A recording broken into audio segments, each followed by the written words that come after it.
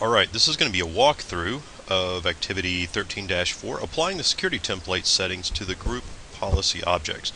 And one thing you're going to notice is this is going to be we're basically going to take the file that we just created and we're going to import or apply those settings to a GPO that we've previously looked at. So you notice here we're still in our security template editor. We're going to go ahead and close that out. And then we're going to go to, we'll just go ahead and close that out for now. Sure. And we're going to go to, starting at number 1, we want to look at our Active Directory users and computers. And we want to look at the GPO, the group policy objects, which would be something that's familiar to you. Properties. And when we say group policies, which of course is for everybody in the domain, and the default policy, we want to edit it.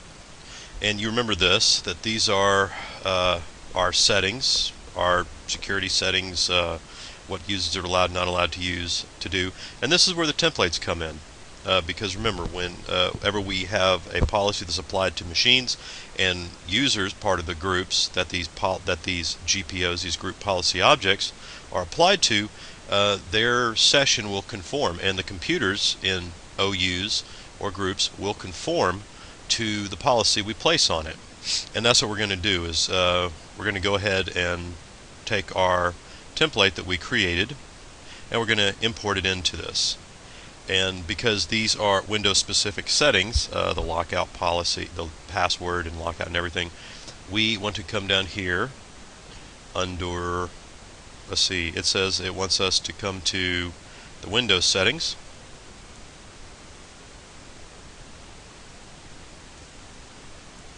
Under the computer.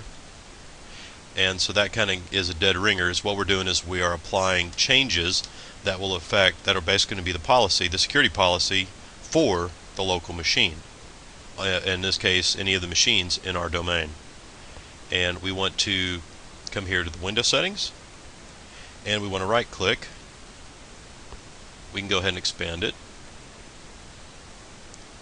And we want to right click here on security settings, and this should be familiar. The template had these several of these keys. Had the account policies, local policies, event log, registry, and we're going to go ahead and say import policy. We're going to, and actually we want to look here real quick and just see what the password policy is. You know, it's 24 days, 42 days, 1 day, 7 characters, and ours is going to be different. After we're done, it should reflect 20 days, 19, 20, 19, only 5 passwords remembered, etc., etc. So we're going to go ahead and import our policy, Dover Corp, INF, and we're done. Now when we come in here, we should notice that our password policy now conforms to the template that we created. So once we make changes, and this is where we're now actually here, we're just past 6 where we said open, and after we've imported, now we're noticing that the changes have taken effect. We're going to go ahead and close out and say OK. And so now the changes, once the policy is updated, or you can do it by real time by using GP update force, you will now be under the new settings for the policy. So once the policy is refreshed on the machines, the new settings that we applied to them via our template to the group policy object that runs that machine and the sessions for the users for that group, or in this case for the whole domain, those settings now take effect. So this is why you can see there's a difference between the template versus an actual group policy, or the GPO, the policy object. Templates are just predefined.